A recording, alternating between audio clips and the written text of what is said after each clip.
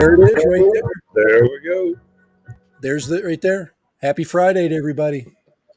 Happy Friday. Happy TJ Friday. here. Yeah.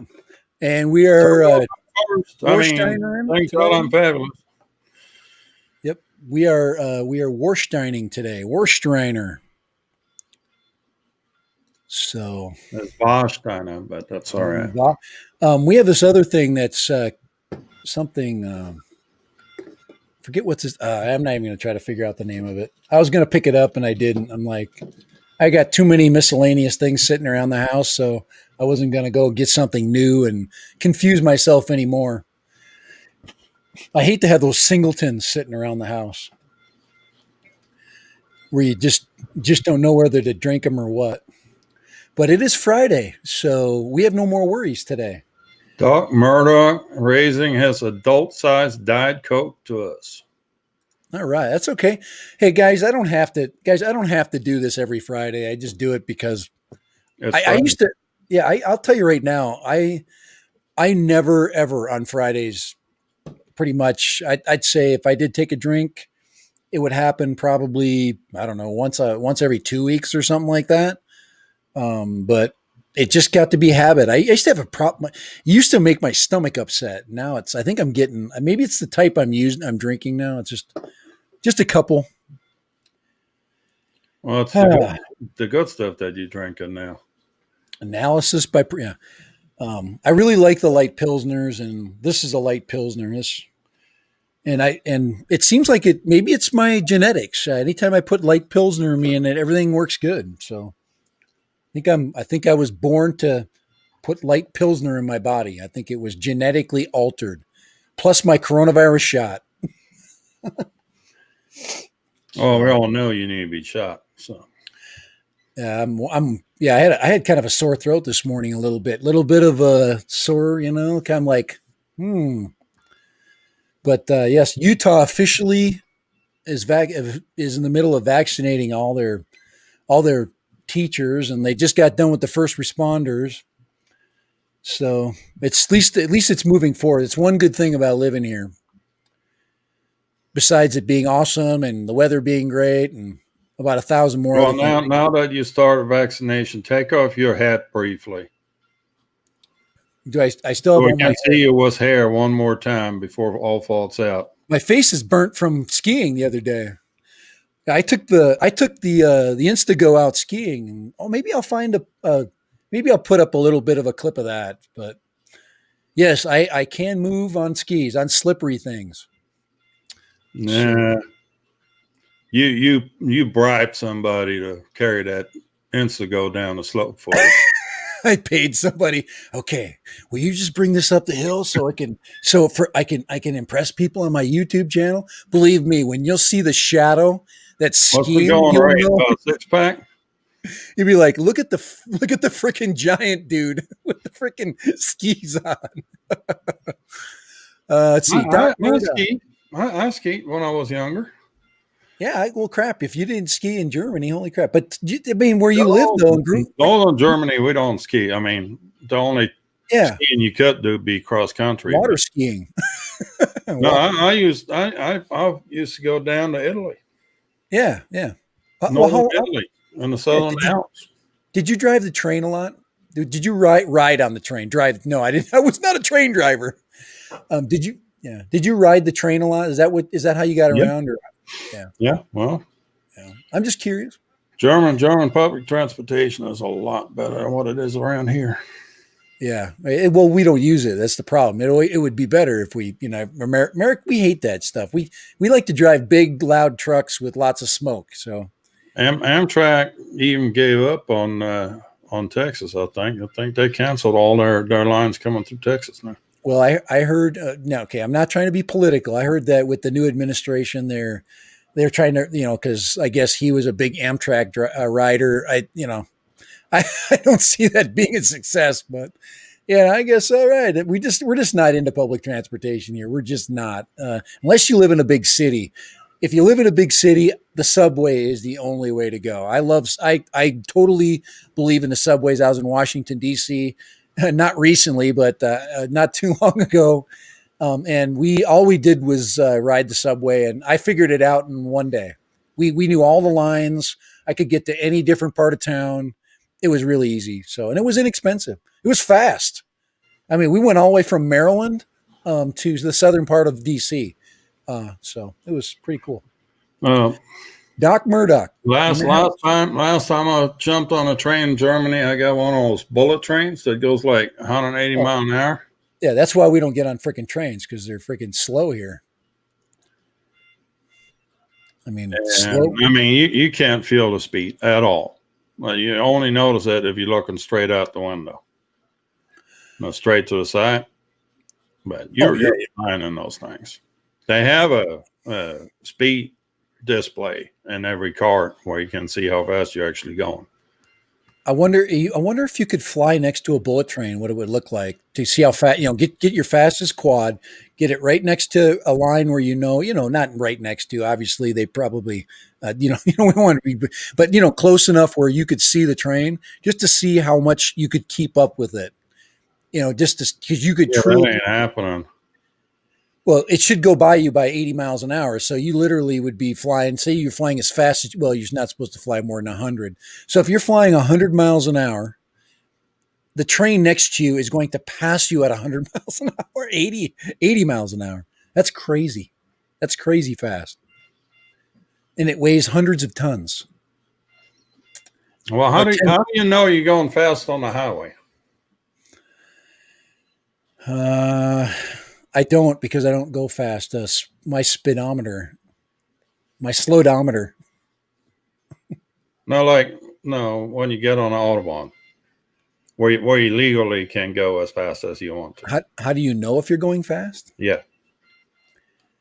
That little center line all of a sudden becomes one solid white line. Solid white line. Oh my Lord.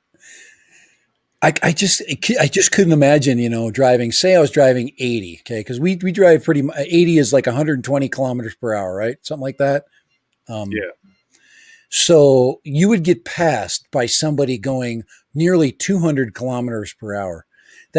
People can drive that fast with certain cars. Yeah. If you're in the right car. If you're in a BMW, not so much. My fastest car did 240. So. Damn. My friend. And I still got passed. I have a friend that lives in Sweden, and when he would go to Germany, he would drive on the Autobahn, and he would get in a car with his friend, and their fun was to show you how fast you could go. And they had an Audi R6 or something like that. It was going 200 kilometers per hour, and he had his, he was filming it. I'm like, oh my Lord. And guys, it was, and then his hand was light on the wheel, and the car was just,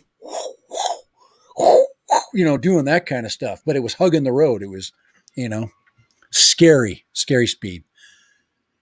Sunrise Water Media in the house. Drone Obsessed Jerry in the house. All right. Thanks and for I am doing in metric and imperial measurements. Ivan, you're always welcome. It's nice to see you. Dan Zelch in the house. All right. Everybody's here. All right. We got that. Chris Hope in the house. Yeah, thank you. Chris Hope is in the house. All right. And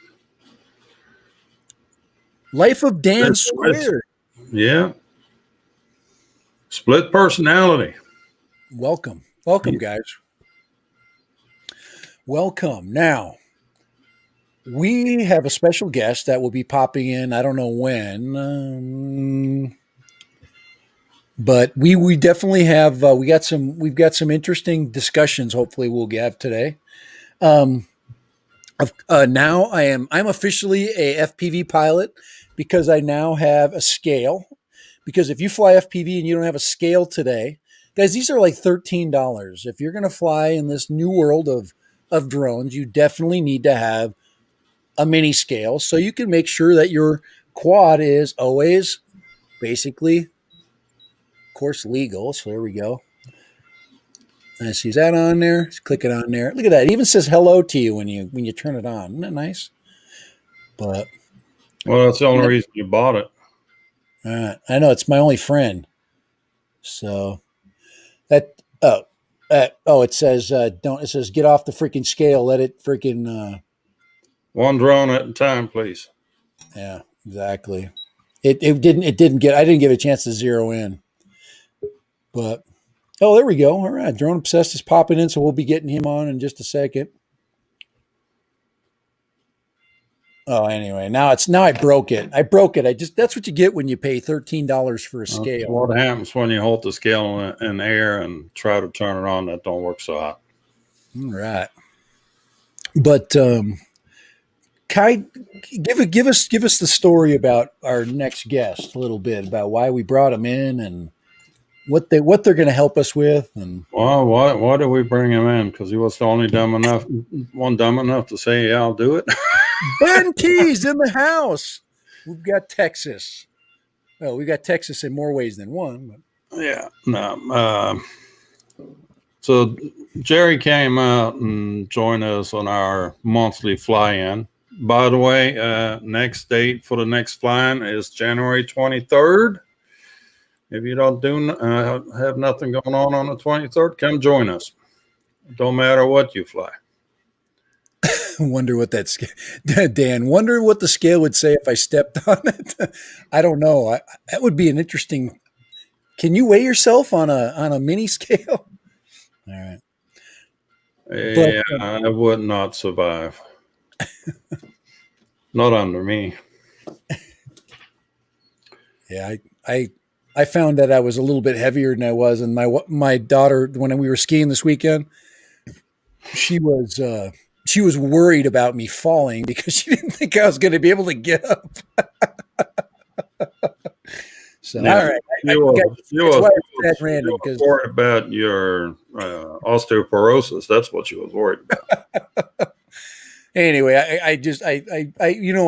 I like to pull us off task all the time. But let's get back to Jerry. So Jerry showed up for our fly-in last month, and we chatted, and I thought he'd be an interesting guest for us. Especially for you, since you're both teachers.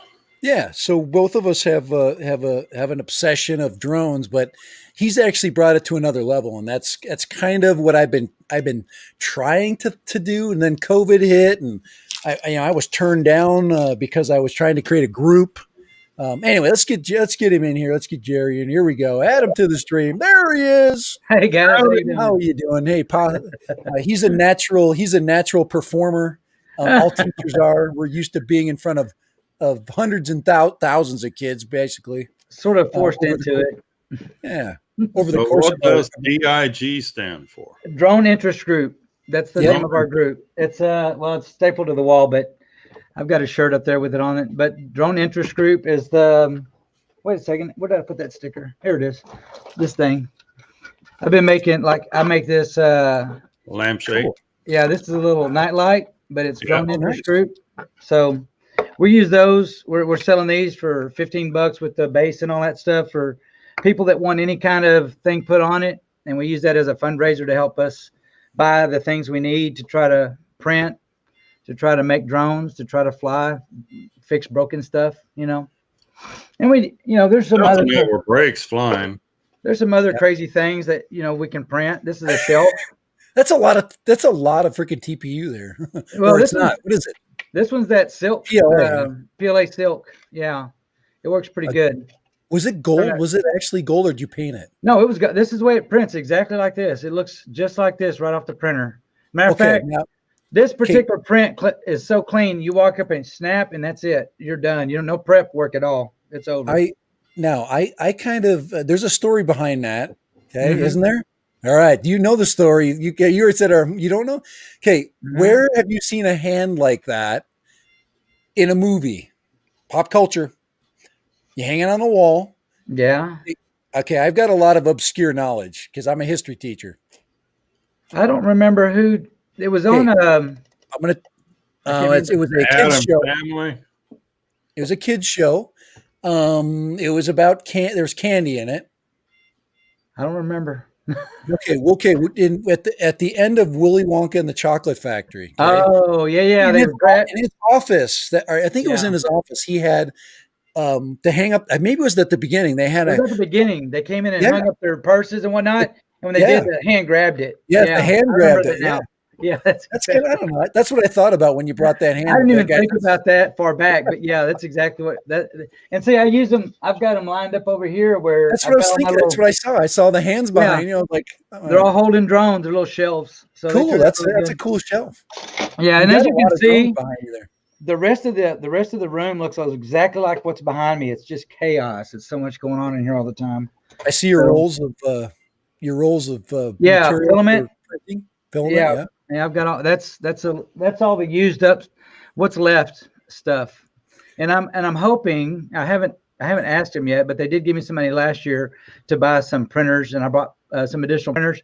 But this year I'm going to ask him if I can buy the Palette 2 Pro, where you can feed more than 4, or you can feed 4 in, so you got Wow. more than one color. And from what I understand, you can set it up so that you can take all your scraps and seal them together. And so then they just make multicolor prints. So if I was using it for something to just do a demo to try to see if something was going to work or not, mock it up, I could use anything. I'll just use up all them extra pieces. Because I don't want to use them up and lose a print over it. So how long were you involved in with drones before you started the interest group? Like it almost happened all simultaneously. I got involved by watching Ken Heron shows. Yeah, most of us. It's when he first started. So I mean, it was like right off the bat, I was watching his videos, and I contacted him and Kelly Shores and Nick Burns, all basically the same day through email, and asked if they'd have any interest in helping me support a group, with just encouragement, getting their name out there, whatever. And he was like, yeah, sure, I'd love to do that. He was the first one that called me back. Kelly called or emailed, I think, not too long after that, and so did Nick. But I started off with Tiny Whoops. My first one is still here. It's up there on the left. I guess you're right. I don't know which. Yeah. This is back. Yeah, I can see what you're pointing to. Yeah. But the little blue one, it's the one that it's the Spectrum. I don't even have a Spectrum radio that flies it anymore. But it's the Acrobee. No, that was the Acrobee. It was the whatever it was back. Yeah, I think it was the Acrobee. It's old, but anyway, it's one of their old ones.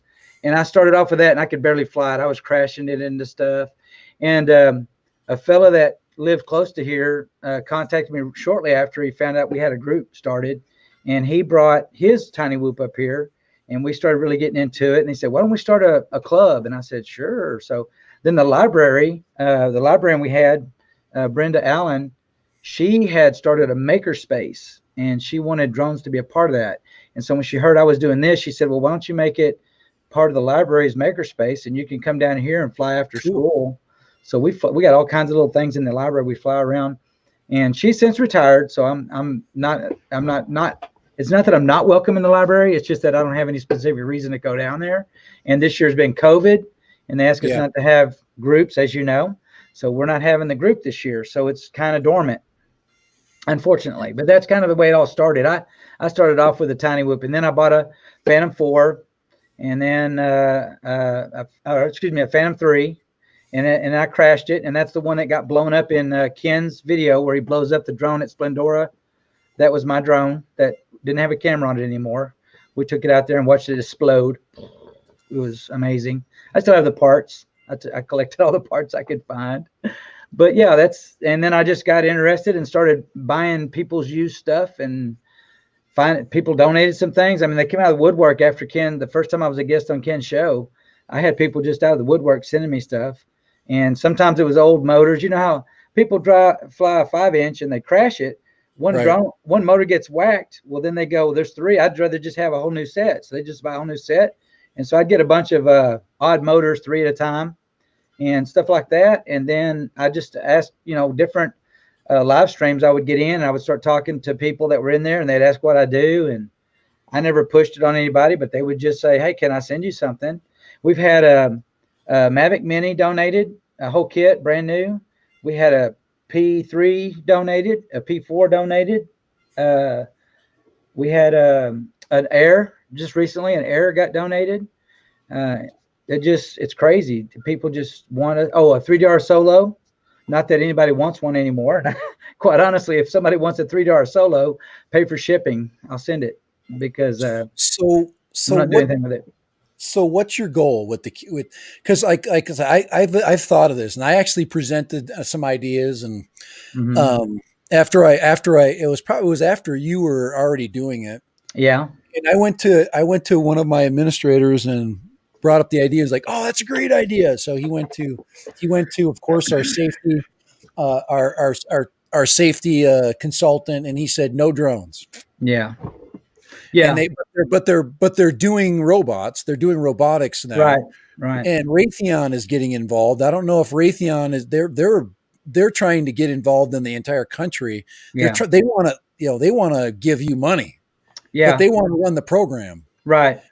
So have you heard anything about that? No, I haven't. And I've actually looked into a few local area companies that I thought would be interested, and so far haven't got anybody to do anything, but I'm going to keep trying. Ultimately, what I want to do is here's how sort of it got turned. It's actually turned into a class. I teach a class called Scientific Research and Design. It's an existing class. It's already part of the curriculum. I didn't have to go ask for them to add it to the curriculum. Nice, yeah. But because it is involving research, design, test, all that stuff, they said, sure. It's a STEM curriculum. Well, technically I'm not STEM, but I'm a science class, but it is a CTE type class. So, so I said, well, you can make it work, but for a history teacher. Yeah, well, I mean, who loves drones? Yeah, I mean, you can still have a club though, and that's the way mine started. I started as a club, and I showed him that it could be safe and that the kids would learn a lot. Now, here's what really got it sold. I had 3 or 4 kids that were difficult to deal with, and I had one that was hell on wheels, and he started coming to the club, and they started miraculously doing better. They didn't get in as much trouble. They didn't get in trouble in class. They didn't skip classes as often because I made it part of the deal. You want to fly drones? I'll give you any drone that I can possibly pull together for you to fly. But what you're going to have to do is you got to follow rules. You got to be on time. You got to do what you're supposed to do, because if you don't, you can't fly. So when they realized that was going to be the way it worked, and they had something they could really get their hands on, as a kid, I didn't even want to go to school. I was going because of the social aspect. I hated school. I wasn't a high level student. I'm still not. I just love to tinker, and the science part of it drew me into science. Right. And I actually went to the military. I was in the Air Force as an aircraft mechanic. I was a crew chief for 6 years. So you were already interested in avionics, airplanes, and yeah. And it just drew me in, and I said, "Look at this! I can build, I can fix, I can repair." So I almost like building and repairing as much as I like flying. And if I had more time, I would do a lot of both. But it seemed like the first year all I did was the kids flew and I fixed everything that broke. And then I got to where I was starting to fly more myself, so I started getting more into it, and I've just been expanding it. But my principal, he was like, these kids do so much better when they're involved. I want to get you, what can I do to help? And I said, it'd really be great if we could make a class out of it. And that's when we decided to use the Scientific Research and Design class and make it part of what we were doing as a school. How are you going to, how do you think you guys are going to deal with the new kind of FAA guidance, because it's going to be more complicated as a school. I mean, obviously you're not putting up videos, but you could, and you actually, if you did, it would be another interesting way of promoting your program. Well, we have a YouTube channel. If you do if you do drone interest group in YouTube, it'll pull up our class. And I guess you could be the pilot in command, so you could basically. That's true. And here's the thing. Right now, I don't have to be licensed to do what I do. I mean, it's just I'm not a licensed pilot right now. I want to get my 107, but I haven't yet. But I don't have to be a licensed pilot. But we do a lot of what we do indoors. I mean, the big ones I have up here, the big ones are mine, and I fly them outside. But the kids mostly fly tiny. I keep forgetting the tiny whoops. So we're inside it. FAA doesn't affect us. Right. We don't have to worry about it. So when we do go outside, I've already talked to my local airport. We've got an airport that's just 3 miles away from here. And the local airport said, I told them, I said, you don't need to bother us and we won't bother you. So yeah, I've just been, we I love Texas. Yeah, we do practice, the football practices. We started videoing those. Coach said, hey, could you come video the practice? And when they watch their film, it's like watching Madden. I mean, everything's laid out perfect, and they love that. So we were like, yeah, we'd love to. So I was putting up just a DJI Mini, but then we got the Air, and so now we put them both up, and we get both the offense and the defense at opposing angles, and they get to watch the film. The kids are all like, "Oh my God, that is so cool!" So you haven't filmed the opposing teams. No, we can't. No, we can't do that. No, we can't do that part. I was going to put him on the spot there. Yeah, it's a really great way to surveil another team's practice. Just take a Mavic and send it over to their practice field. Now, what we did do one time is the soccer team said, "Hey, we're going to have a game. Can you guys film it?" Give some footage, yeah. And I said, "Yeah, I could probably film a game." And so I checked into it, and they said that the only way through UIL they would let us video the game is if both coaches agreed that was okay and they could both have access to the footage. I said, sure, I'll put it on a Google folder and share it with whoever they want can have it. And he said, okay. So, and the other thing was I couldn't fly right over the students, but that's fine too, because what I did is I flew up enough to see the whole field where we needed, and then I flew off from the sideline back and forth, and they could see what they needed to see. They said it was really helpful. The technology is so good. And yeah. And if you're a good pilot, you could easily get your footage and not fly over people. It's easy. It really is. And I told the kids, I said, this is even with games you could. Even with games you can, yeah. You could, but they won't let you. That's do they shut the airspace? Do they have a No, they don't have the TFR, but they just don't want you filming the games. I mean, technically, legally, I probably could, but I don't know that I want to push it that way. So yeah, I want to keep us I've done some on the right side of things. Not games, nothing like that. I filmed like school activities and things like that. Now I did the band. The band wanted some footage. Right, they want that. Yeah, they want to see what it looks like. Yeah, and so I did that for them. They wanted to do a end of year program, and they wanted some aerial footage of them doing their formations and practice, and that their band prep for UIL. And so I did that. They like that. Now I've got it set up now where I've got enough kiddos that know how to fly really well. So I've got 3. Actually, I have one from the junior high that comes up. His brother's in the program, but he's just as active as his brother is. And they come up after school and they go and film the football practices. And basically, I just say, here's the drones. And then I started making sure they know the responsibility. You got to be able to talk to the coach. What's the coach want you to do? You got to be able to communicate with everybody and make sure that everything's going right. So I went down there with them for the first, month of practices. And then after that, I'd go down there and just check on them. And then now I go down there and they're doing what they're supposed to be doing. So the school where my daughter and my son went to school in Rockwall, they had a group that did that already. That's kind of where I got the idea from them. Was they have a group of kids that go down, and it was just kid led. They didn't even have a teacher involved. So in your district, is there other schools that are? I'm assuming this is high school. Yeah, it's a high school, and right now there isn't any other drone program going on in the high schools that I'm aware of. The high school Rockwall, I mentioned my daughter and my other kids go to. They started a club last year after I had already been doing a club here for 2 years. And I talked to that teacher and gave him some ideas of what I was doing. And he started one. Forney, which is not too far from us, their ROTC wanted to start a program. Yeah, our ROTC does too. Yeah. But I don't know how they're doing it because they don't have a 107 pilot there. Yeah. So he came up and he visited me and said, I'd like to come to one of your club meetings. And so he came, and now Forney is doing a program. I had a couple of people from out of state, one from Tennessee, one from Nevada.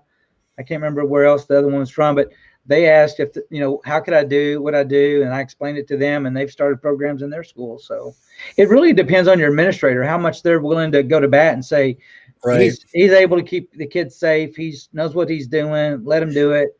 And then it works. Yeah, but I think what's really going to make this work, and what's eventually going to make I did brought up Raytheon, is you Mhm. have to have curriculum that backs it up, and Yeah. that's what's going to make it. It's going to make it a no brainer. And then people are like, Mhm. oh, we get this free money. It's all about Yeah. money. Right. Free money coming in, and they're going Yeah. what? How Funding. much they're going to give you? We're going to give you 25 grand to run this Yeah. program.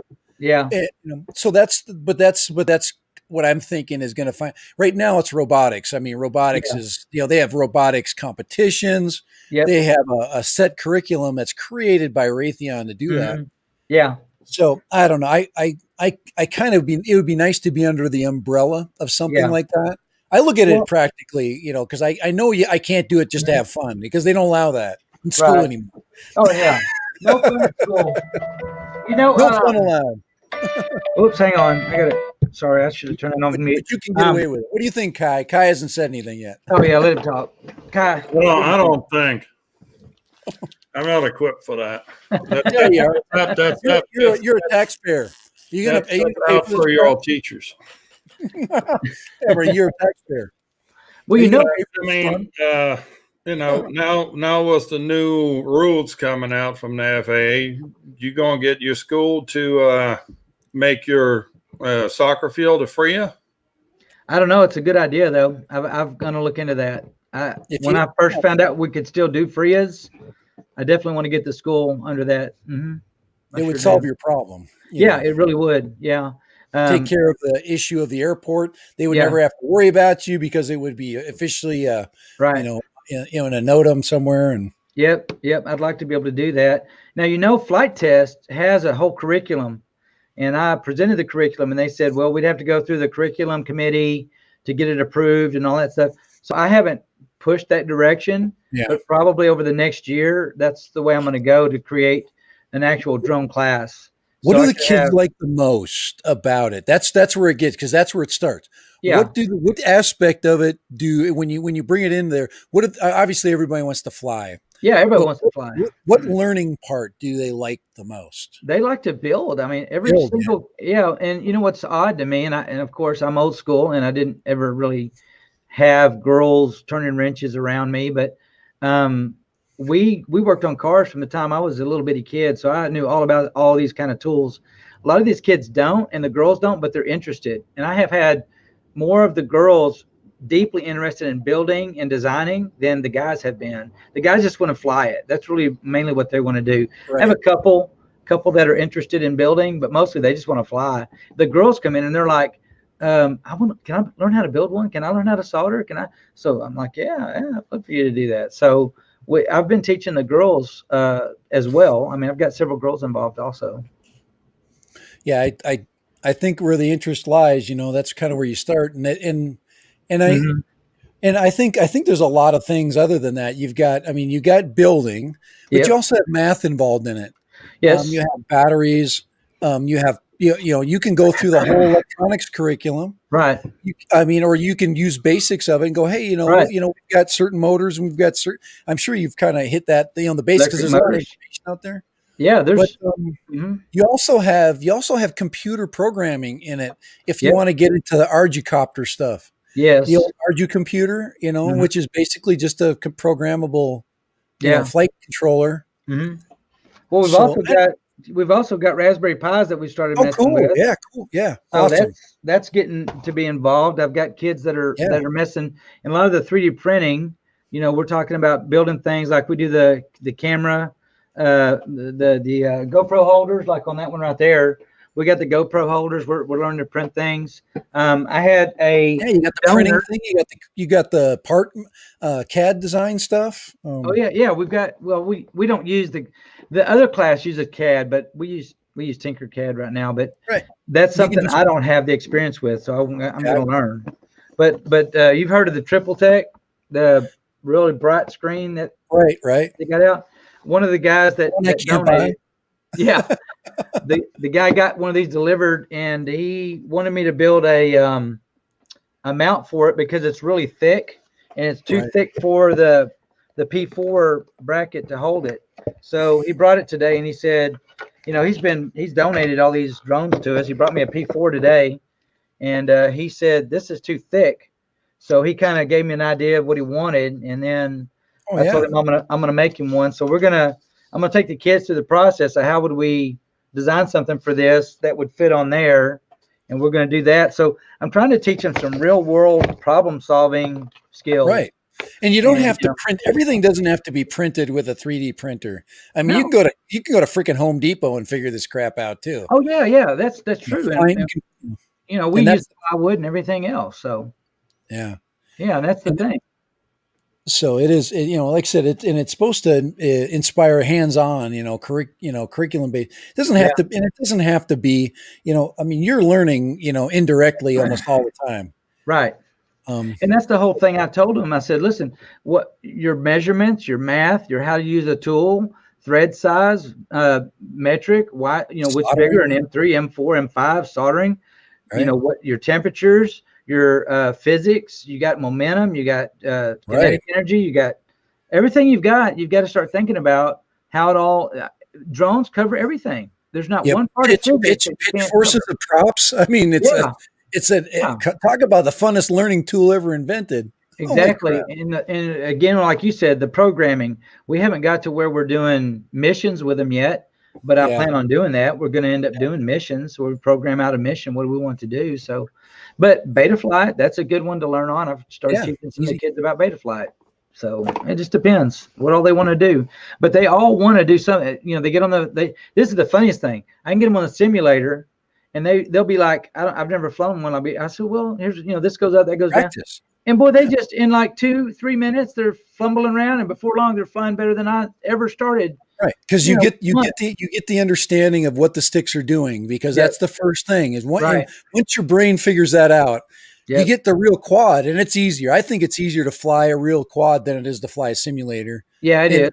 But I didn't have that mental understanding until I actually started practicing. Right. And then I went out and then I could do it. So I don't think it would have worked the opposite way. I think I would have been frustrated and I might have broke my quad, earlier.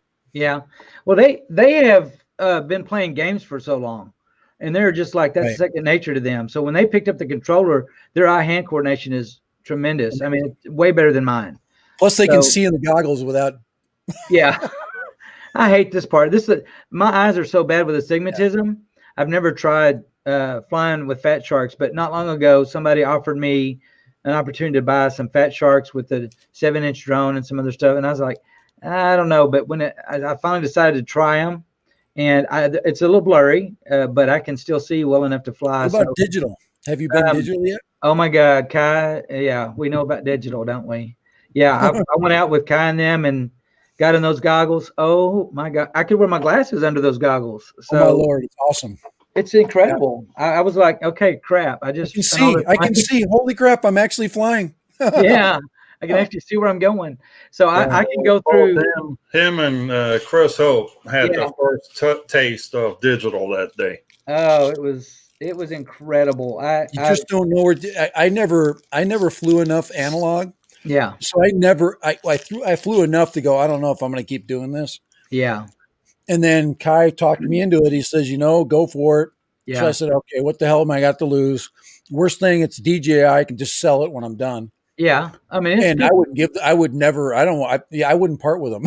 Yeah. I can fly 5 or 6 different drones right now, or anything I can buy and make. Sure. Well, if I could end up getting enough money through fundraising to help the group buy them, I'd probably be able to do it. But finding funds is kind of tough. But our site-based committee was real generous in helping me last year get the 3D printers that I bought. So I bought 4 of them last year. It would be nice to have the kids to have to see the difference between analog and digital technology, because that's all it needs to be, is a control. You don't have to have every kid, flying digital. No. You say, hey, this is where this hobby is going. Yeah, exactly. And then they're like, whoa, man, maybe I'll invest in my own digital goggles, because if I really like this, I'll, bug my parents until literally, they get me to shut up. They'll buy me some digital goggles. Yeah. And an air unit. And then I already know how to build. So now I can throw that air unit into a build and then done. I'm flying. Yeah. Well, I've got three kiddos that came to me just recently and asked if they could build a 4-inch or a 5-inch drone. So I've got some new builds going with them, and I'm taking a lot of stuff that was donated And I said, look, we'll get as much done as we can with donation stuff, but if we have to have parts that don't go, like I've got to have a camera or whatever, then you might have to buy some parts. And they said, well, let's do it and see what we can come up with. So I'm going to put together some using those parts and pieces and see what we can do. Well, hopefully it go well. Well, if you can afford Fat Sharks, you can afford DJI digital goggles, and then your control system. Kai could tell you, but you can use your existing control systems. You just need to have the video, the clear video, which changes your experience. Right. What do you prefer? What's your preferred transmitter? What do you? Oh, I use a XD9 Plus now. I had a QX7, but I like the XD9 a lot better. I like the way it feels, so I use it. I like it better than all of them. But I haven't used. I've got the XT Lite, but it's just too small for my hands. My son likes it a lot because it's a game controller size, but I don't like it myself. I really want to He'll tell you about controllers right over there. Yeah. I want to get the Jumper T16, the one that they just came out with. It's all of the protocols are on it. I've got like 3 old jumpers that the library bought when we first started because we had so many different drones. Right. They were really hard. Yeah, they're really hard to program. It's kind of what you need when you're in the situation. Yeah. Because people don't understand when you're in a school, you don't have any money, and you're constantly you want to reuse as much as you can. Yeah. Like battery sizes. If I was doing this at school, I would only use the little tiny 1-cell or 2-cell batteries. Yeah. Because you can buy 100 of them. Yeah. I would have a system like you're saying, a jumper or whatever that would be multi-protocol. Yep. Because anything that you can hit a box goggle connected to. Yeah. So anything cheap. Yeah. And expensive and you can break. So. Yeah, that's what I've kind of geared it towards is I don't go like I would like to fly 6S, but I'm not going to buy a bunch of 6S batteries when I've already got a bunch of 4s. And I just broke one, and it was it's $35 now. I'm sitting there on my. I can't do anything because I freaking chewed up the balance lead on it. Oh no, dummy! I've resoldered a balance lead before, so if that's all that's wrong with it, I can tell you where to send it. And I'll fix it. I'm going to fix it. I'm just like I have limited time. And he's got a brand new soldering iron still in the box, never even been used. I told you I just got a scale for the first time. That's funny. So now I can weigh stuff. Like for example, I can put this. We are talking about students, right? So I can tell you how many grams. Yeah. Oh, that's when they find out real quick. You pull out the digital scale and start talking about grams of things. They perk up real quick. Yeah, they do. The other thing is that if you can keep, this is another problem-solving thing. You keep your quad under 250 grams right now. You can pretty much fly it anywhere you want as long as you follow the rules. And that's another thing I've been looking at too is just keeping them low profile, low weight. The technology is so awesome right now. Well, especially you got those new ones, long range that are just grams. I mean, it's way below 250. It's great. And that's I've got the LR. We both have the Flywoo 4-inch coming. Long range version 2 with the. It should be in the mail. I was hoping it'd come today, but it didn't make it. Right. I'd love to have one, but I'm not going to be able to buy it soon. We've been doing a lot of experimenting with batteries. Yeah. I'm actually going to stick this on that LR2. Okay. It's 1,000 mAh 4S. But it's we'll see how. I'm hearing people are only getting 10 minutes out of it. So wow. But they're not. But I got 2 of these for I can't remember. They were like on sale for like $20 or something like that. Yeah, but 10 minutes is a lot of time for a quad like that. If you're flying digital too, I mean, you're getting awesome video in 10 minutes. Right. All right, here we go. I got to open this up with you here. This is my new toy that just showed up. This is my official unboxing. It's not a big deal, by the way. But I do like Get FPV. They've been actually they've been pretty good. This was a little bit slow. I usually get my stuff through Pyrodrone because Pyrodrone is closer to me. Okay.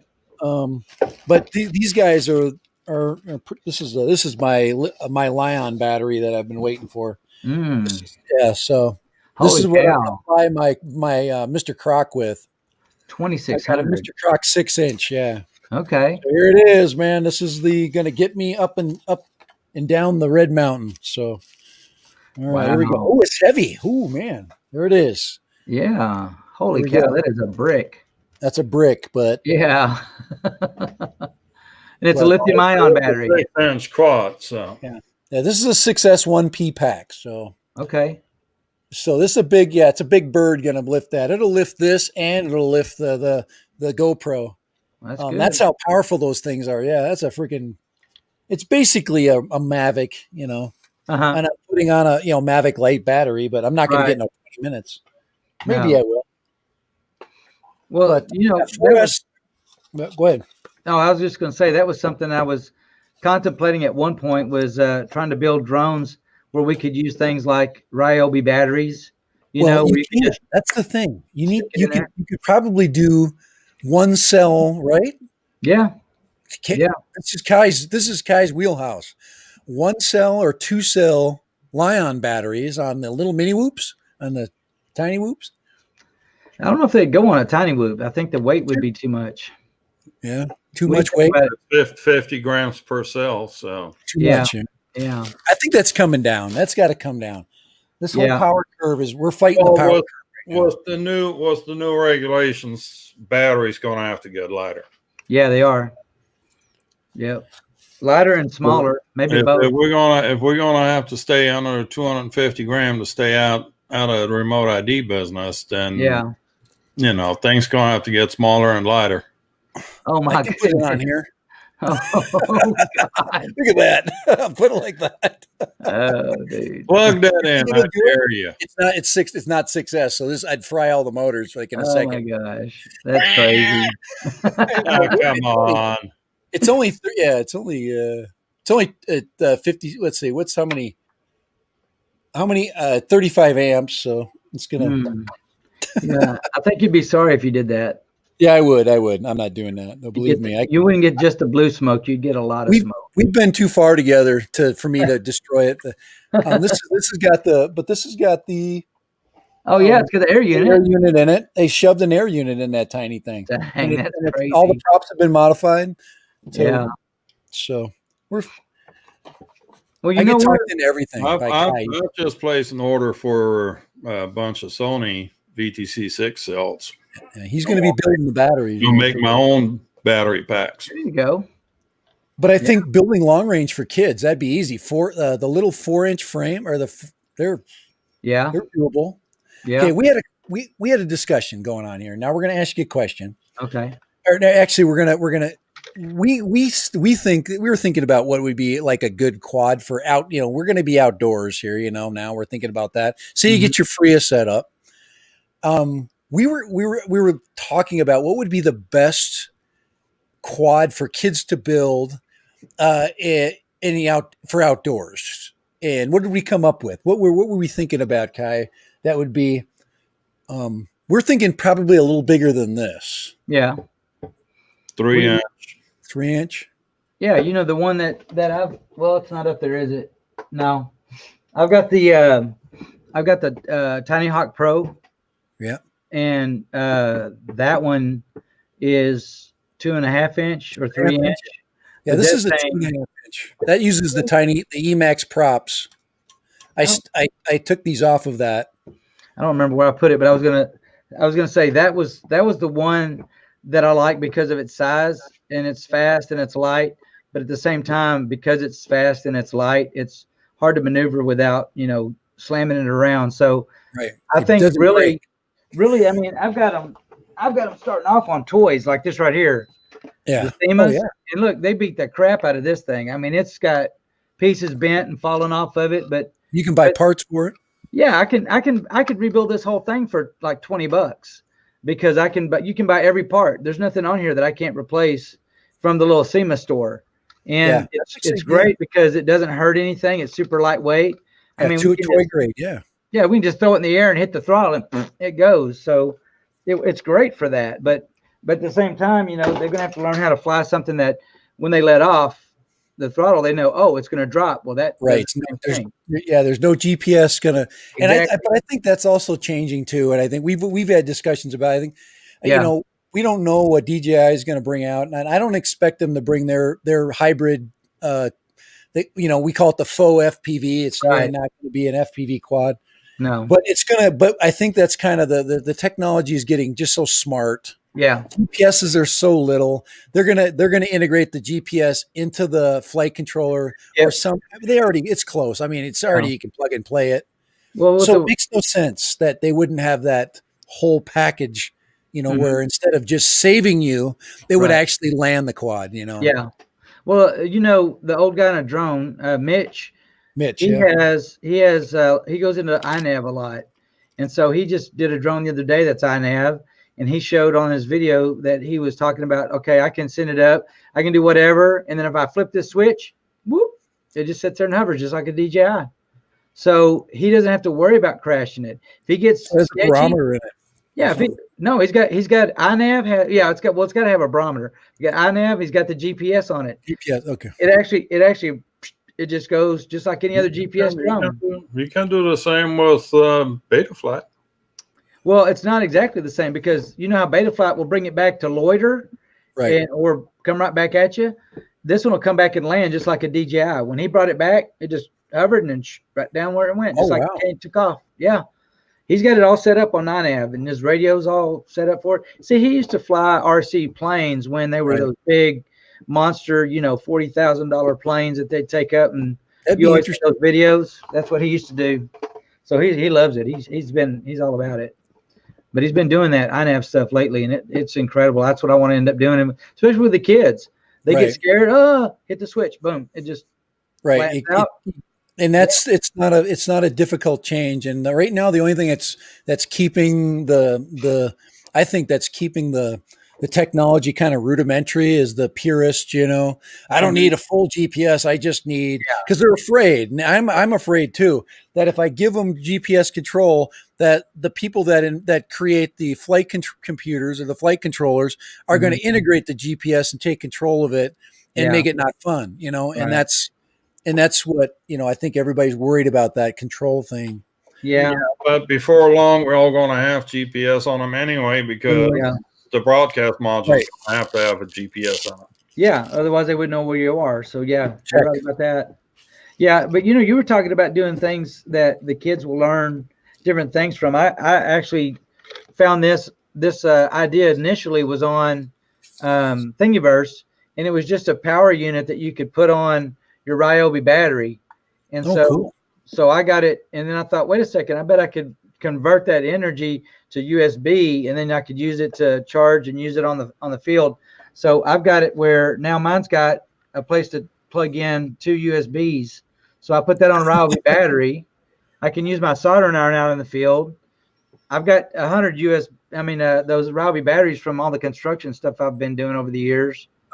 So I can take out 8-9 batteries, and I got enough to charge up small drones. I got enough to charge everybody's phone. I can solder stuff on them in the field. There's a bunch of land. I told him, I said, find a problem, find a solution, and let's build it. And so that's what that is cool. Doing. Yeah, I love this. I use this thing all the time. Yeah, it's something that will enhance your, the program you already got going. It's just exactly. That's why we like the idea of the 18650 battery, because that is a basis for all kinds of builds and absolutely, and power systems and bikes. That's the next. We're going to get into bike power. I mean, that's really what makes those things. Tesla cars. Well, I had a kid that's in my scientific research and design class, and he said, "Do you think I could make me an e-bike?" And I said, why not? I don't know. Could you? Why not? So he's been at home. COVID, kept him home. And so he decided to stay home this year and do school remotely.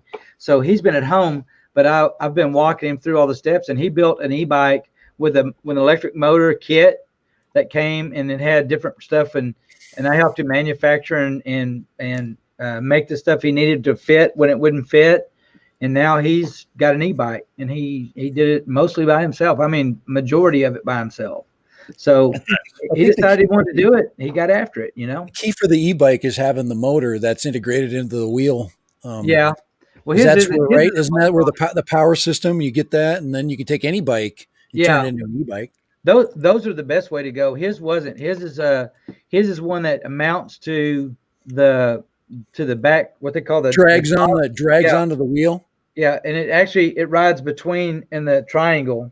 It's in the triangle, and so then it runs from there to the sprocket. Okay. So it takes over from where you would normally pedal, but the chain still runs across the whole back, and he can't change gears on it. But who needs to? You got an e-bike, just throttle it up and go. That's interesting. So, it'd be interesting if you could get it to switch gears, because I've never seen one with a gear system. Yeah, that's true.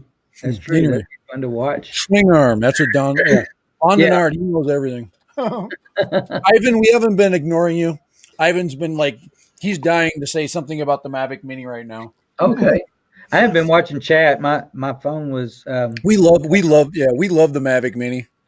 I do too. I mean, I really do. I said the word since we've been here. So in your class, when you go, design. What is your process? Well, first, you buy the frame and then you figure out what you're going to stick in it, or. Well, I haven't bought anything, first of all. So whatever somebody has donated to me, I go, yeah, which of these parts do we have will actually go together? And then we grab all that we can, this is about a 3-inch top size motor, and these are some props, and here's a flight controller. Here's a frame that could fit on. So we haven't done a lot of full builds yet, because up until this point, I haven't had any kids that were that interested in learning FPV. But I got them from that part. I've got one that's a junior this year. He started as a freshman in the club. He's probably the farthest along, and he's already building a 5-inch, but we haven't finished one yet. FPV is hard. Yeah, that's always the first. Kids are kind of lazy. Okay, yeah, and it's hard to learn that, and of course there's a cost involved. But if you put digital goggles on those kids when they were freshmen, I'm telling you right now, they would be like, "All right, we got to learn this, because that's what it's like when you actually fly, when you get good equipment and you learn the whole." And then if I get into the hobby, this is where it's going. It's you're literally seeing what you're flying in. It's you see the terrain just like a bird sees it. Yeah. That's true. And Kai, you were asking me about the process. Once we find a frame and we find all the parts, then I tell them, I go, here, go figure out how to build it, and let them go look up stuff on YouTube, and they'll come back and say, well, I don't know how to do this. I go, look up a video. Okay, watch this video. Okay, they watch it. And in the meantime, I just go over and monitor how they doing, because I want them to struggle a little bit. And then when they get to the part where they go, I got all this parts together, now I need to know how to solder. Okay, let's get together. So I teach them how to solder everything. I teach them how to test it. Teach them how to fly it. That's the next thing. So I'm trying to make them struggle a little bit. I don't want them to struggle to the point where they want to give up. Yeah. And we were doing this with that little car I brought out the other day.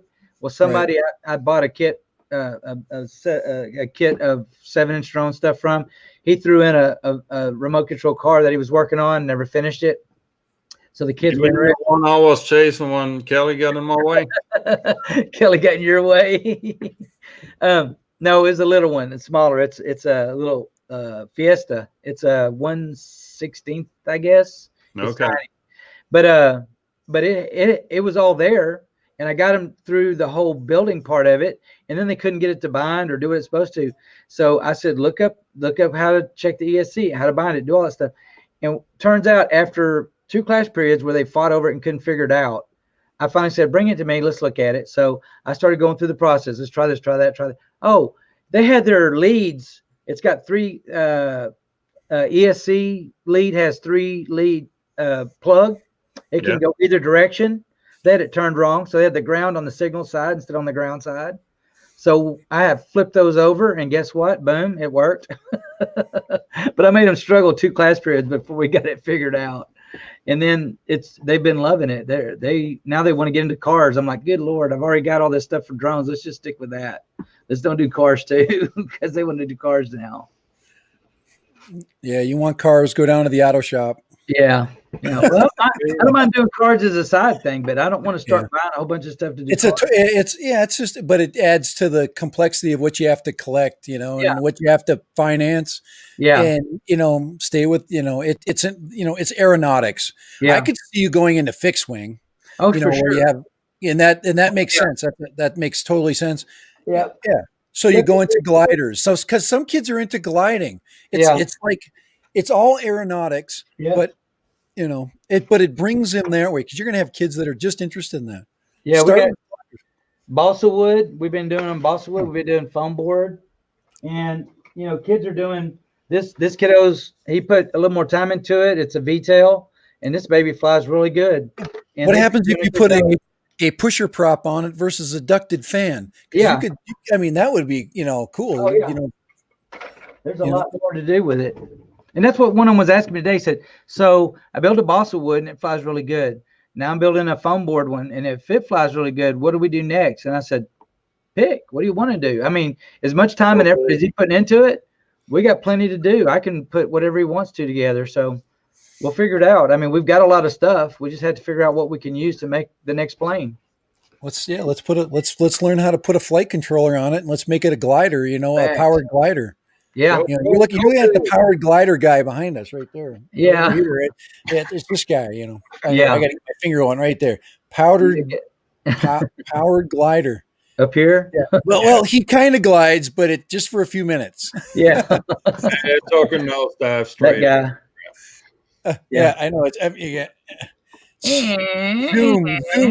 Zoom tech. Yeah, you got to learn how to go. Yeah. Okay, this guy. Well, I had a wing that I brought down there for him to see if he could help me figure out how to get it together. We didn't know exactly; it wasn't bound up to anything, so we didn't know exactly how we needed to do that. And we were really there to do drone stuff anyway, and I didn't want to take his time up doing that. But next time I get a chance, I'm going to get together and see if we can figure that out. Right. Okay, heck with the kids. Let's dispense with the kids. It's Friday. I've got a receiver we can stick in there. Oh, you do? Okay. Guys, let's dispense with the kids. All right. Yeah. It's Friday. Okay, it's time to forget about them. All right, now I'm going to ask you, what do you like, Jerry? What's your favorite quad to fly? You have your own interest, and I want you to tell us. Because I don't know yet because I haven't flown enough of them. I want to keep right now. If I want GPS, I've flown almost every GPS quad that you pretty much could buy from DJI, except for like the Inspire. I mean, I actually thought about buying one this summer, and I didn't do it. I was going to buy an old one. I'm like, nah, I have no interest because I can buy a Mavic Mini that takes just as good a video. Yeah. So but I've got into FPV just a couple of years ago. Mm-hmm. Actually, no, it's not. It's been less than just about a year at the most. And it all starts with one. Yeah. But I really like to fly the small. I like the quick turns. Yeah. But I don't know. I'm going to have this 4-inch that's a long range. So yeah. But what do you like? I like that. I brought that Skyliner out the other day, and I think out of all the drones that I fly, as far as the FPV, it seems to be the best overall for control, for quick. It's got snappiness to it, but it's also pretty stable. I mean, I liked it a lot. Kelly flew it; he liked it a lot. And the camera VTX combo and the goggles and the rapid fire module I got on there, I mean, it was super clear. And as a matter of fact, a lot of people commented after they flew it how clear it was. But it's not digital, but it's really good. So that's why you like it. Yeah, you like it because you can see really good, right? That's true. Right, now you're going, okay. Kai did you fly his Titan? Did he let you fly his Titan? No, I didn't fly anybody else's. Okay. Well, I flew Kai. I flew the other person's drone was Kelly's, and that was just to do the digital. He let me do that, but I didn't fly anybody else's. But you're gonna get a chance to fly more of the digital stuff, and then you're scared of the Titan after I knocked Kelly out of the air. Oh my Lord! I'm afraid to fly the 6. I've got a 6-inch, but I think the sweet spot is the 5-inch. That's why all the Bando, bashers are they use 5-inch. Yeah, and because you can just beat. Yeah, go ahead. I got a 7-inch. I actually got two of them. I brought down there, Oh, and one wow. I got up, and it flies great. I like it because it's super stable. I mean, you can put it up Show there. it to us. Get it Oh, down, man. Hang on, Come hang on. I don't get sit it. in there. Show us. This is the drone channel. We want to see that thing. Want to see the 7-inch he's got. Probably, I'm guessing most people, if they're flying 7-inch, they fly in for a while. It's probably it's not a Chimera frame. It's going to be something a little bit beefier. Look at that. He's got drones all over the place. He's got hands with pounded, by the way. Huh? You've been pounded. Let's see. Fly far and high. Oh yeah. So hey, thank you. I think Ben dropped one too, or oh no, Right. 808 dropped one. Thank you so much. I appreciate that. And then one Ben T. Fly far and wide. You dropped us some pounds, man. Boom. Thank you. I so much appreciate it. There it is. Look at that giant thing. Yeah, here's one of them. It's got GPS and it's got crossfire. I haven't sent it way away. I'm scared to do that yet, but yeah, it's made to go out there. Props on that. Those are so massive. What motors are you flying? These are the 20. Well, I forgot what these are. 2208, 2150s. Yeah. And it's a 6S. It's a 6S bird. Yeah, it looks like you're flying with the. Do you have a GoPro? Do you have a? This one's got a GoPro mount on it. Yeah, it's a 7-inch also. I haven't had a chance to fly this one much because look at the TPU on that. That's huge. That weighs 100 pounds. Just the TPU. Yeah, this is a heavy bird. This one would definitely hurt you if it came out and hit you. But I haven't flown it as much because it needs a 6S battery.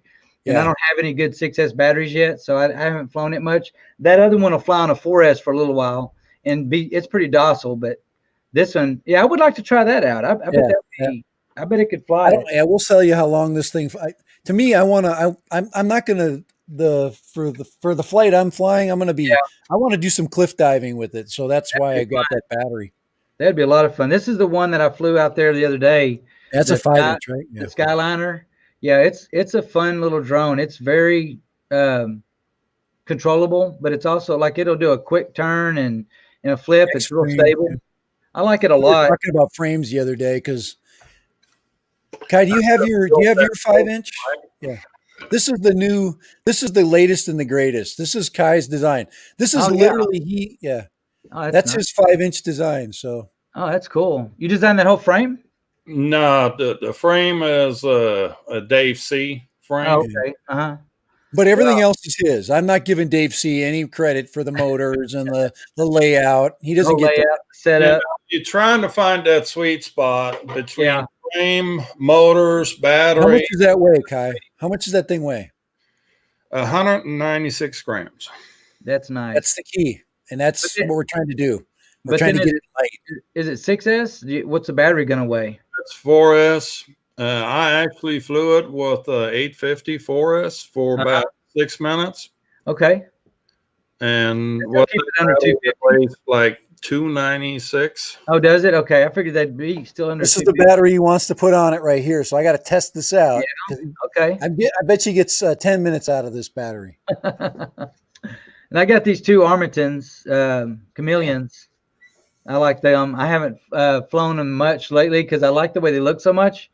I don't want to break them. So until I get better, I'm not going to spend as much time on them. I'm going to use some of these beaters first. Aren't the Armitons guaranteed? Yeah, they are. But I actually flew this one day, and I was trying to learn how to do power loops, and I got up to the top, and I didn't get out of the gas fast enough. Bam! And it broke the plate. It broke the plate up here in the front two bolts, but I haven't actually asked them if they'd replace it. So I'm going to find out. You were doing low-level power loops. No, it was high. I just don't know. I'm not claiming to even know any of that. So I'm working on it. I got up there and I didn't get out of the throttle quick enough. And this thing's fast. It just sucked it the ground. By the time I realized where I was with it, I was like, too late. I can't get out of it.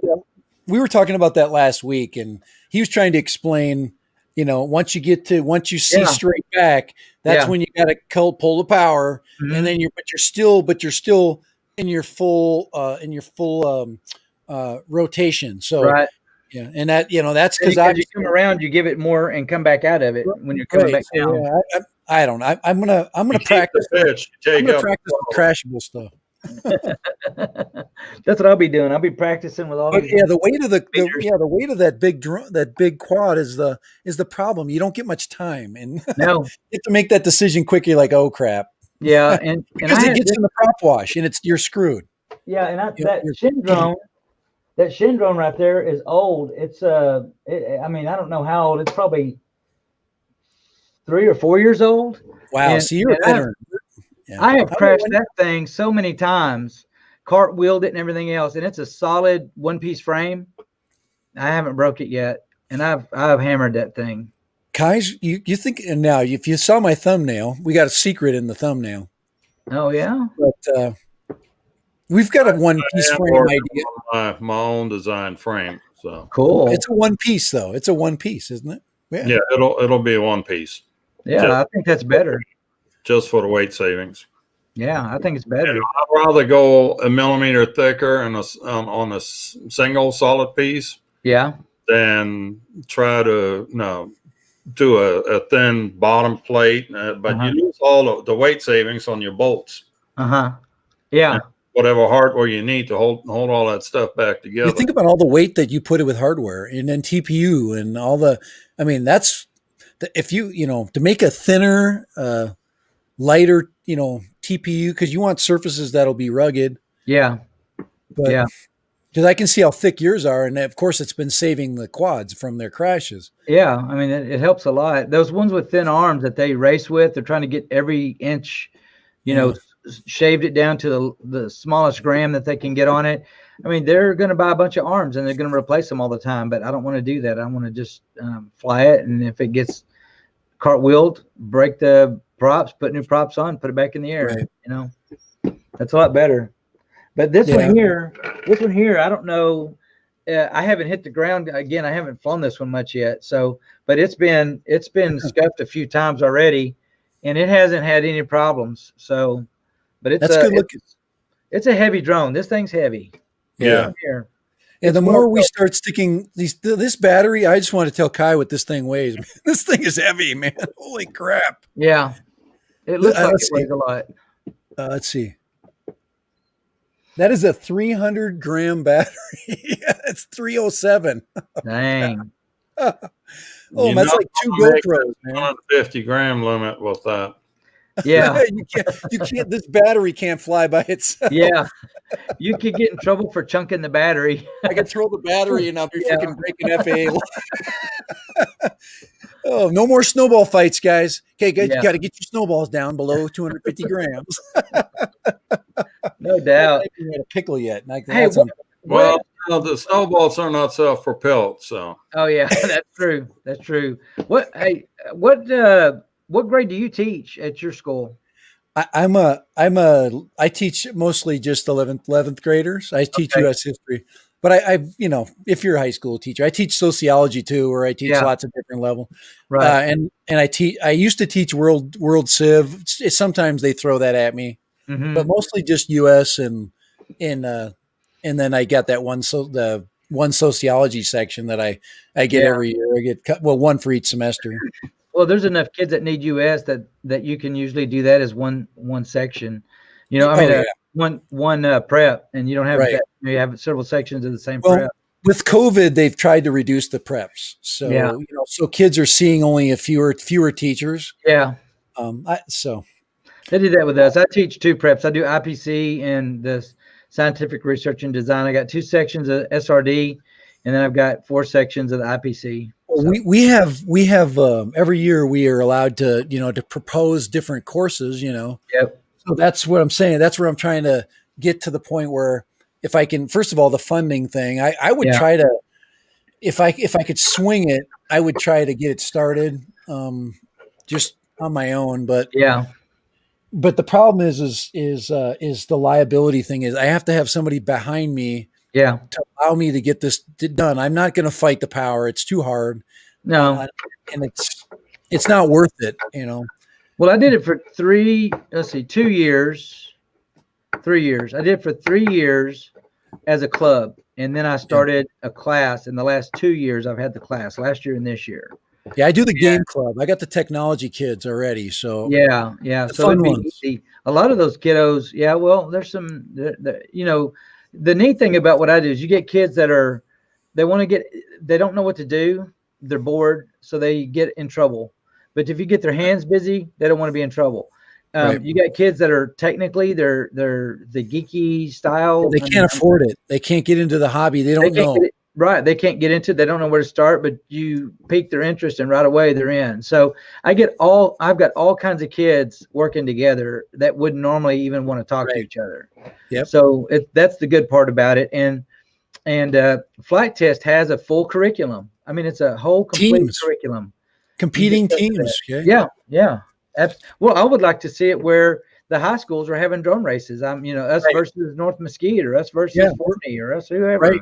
Your whole class they've got a single goal. They got individual goals, but they also have a goal of building the best, the fastest, and they all are thinking, researching. They're all going, all right, this is something that it's being done. Yeah. Can we light the frame? Can we change the prop pitch? Yeah. Let's go with an extra cell on the batteries, but are we gaining weight? Are we not going to get faster? Yep. And I've even got kids that are not interested in the drones building or flying. What they want to do is video editing. They want to come out and take the video.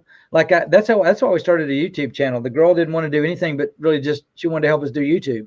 So we started the YouTube channel based on her. And now that she's graduated and gone, I don't have a kid to take over. Next year, the student that is his brother's in junior high, he's into editing video and stuff. So he's going to come over here and he's going to become our video editor. And then he's going to start doing. And I didn't want to do it. I could have kept trying to put out content on our stream. It's repeating the purpose of what you're trying to do. Yeah, the whole purpose was for them to do it. For me to be, and I was trying to, make that would be my problem. I can't do it. I like to do everything. Yeah, I know. I'm the worst teacher ever. I got to get my hands dirty and everything, and that's. I gotta say, all right, you take care of that. I don't have to worry about it anymore. Don't ask me whether it's good or not. I think it's good. I trust you. You do it. So right, and that's the whole point. Yeah, she did good. As a matter of fact, walk away, and I just supervise. Almost all of the videos that have any real content to them or style to them were done by her. Other than my impromptu couple things that I posted, for here or there, but most of what's on there is what she created. So, I give her credit for that. London Norris here in the chat say he's got tons of video they can edit for him because he hates it. Well, editing takes time, it does, and it takes a creative flair.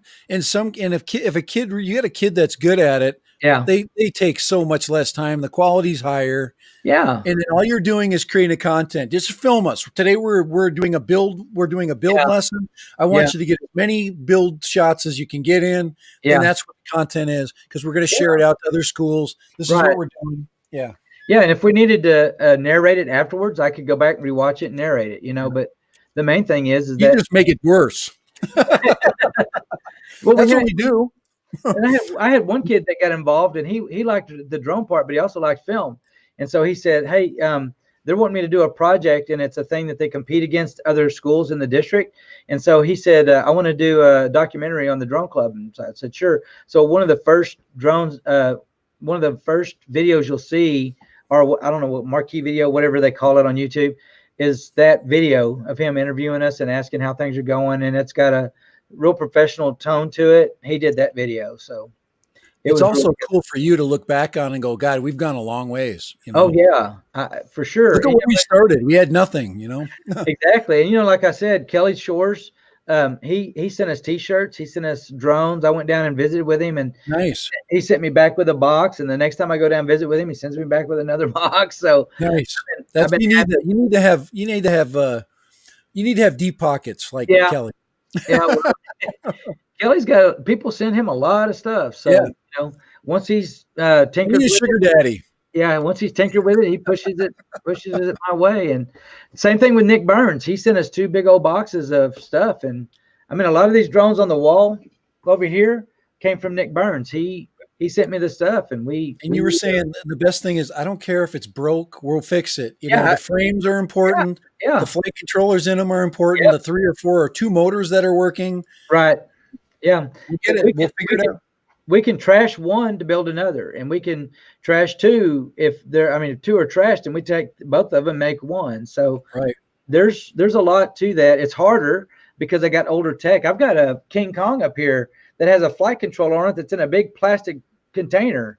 I mean, I don't even know what it is. I have no idea. It's like a Naze or something, which can still fly, but I haven't done anything with it. You have to hope that the software is online. Yeah. The old ones. I know you're talking about. There's a lot of those small ones. They're like $10 flight controllers. They're little. But they also have everything else is there. If I wanted to take that flight controller out and just put something else in there that's more modern, I mean, that's all it would take. And then I could run the ESCs. Everything is still run right off of the same flight controller. I mean, a new flight controller.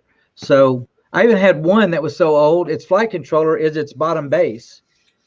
And it's not the flight controller, but the ESC, the power distribution board, is its base. Yeah. It's connected. It's one long piece. And then the motor's all soldered to it. I haven't built it, but it's unique. I show it kids and we talk about it, but I'd love to build it. It's even got a shell on the outside of it. It's crazy looking, but it's a drone. It's super thin arms. I don't know how long it would last, but I'd like to build it and find out. I think they call it I think it's called a RoboCat. So if you want to look it up sometime, that's I've got a whole kit to build one, a RoboCat. Yeah, inexpensive drones to build are big ones. You can, because the motors are cheap. Yeah. You get the big, Phantom motors and stuff like that. They're really inexpensive. The ESCs you can get a bag of them for like, $10. Right. They're all individual. They're heavy. Everything's heavy. Oh yeah. And the biggest problem is the battery. You got to get a big honking battery. I actually gave Kai my battery from my big 550 that I built. Freaking huge, freaking big monster. I haven't actually tried to find out, but I am more curious now after talking tonight about building something that could use a Ryobi battery, Oh yeah, you could put a Ryobi battery on that 550. It's got I've got 11-inch props on that thing. It's huge. Oh yeah. That Ryobi battery has got 18-volt output, and I don't know how much it can put out amperage quickly, but I run drills with it, all kinds of stuff. So I assume it'd be pretty quick. Probably wouldn't have a very long flight with it. It would probably be one of those 3 or 4 minute flights. Yeah. But wouldn't it be cool though? Walk out with your drone and go, hey, plug a Ryobi battery into it? Yeah. Well, any ESC that's rated to 5S can handle that Ryobi battery. Okay, now we're going to have to do it, right? We're going to have to build a Ryobi powered drone. Why not? You already got the adapter. Now you just got to. Should be hard to do. Do it. I think that would be a cool video. Look at this. I'm flying a drone with my Ryobi. You show them like working on something and and then have like a hot bubble, and then you go grab the battery out and you go and you show you tinkering with parts, and then there's a drone. You just go click. Oh, that's hilarious. I got to do that now. The top, so you don't have to hold latch mechanism. Do what now? Drop the battery in from top. That way you don't have to do the whole latch mechanism. Oh yeah. Fly Far and Wide said big isn't cheap. Well, it is. Well, when he builds it. Who's that?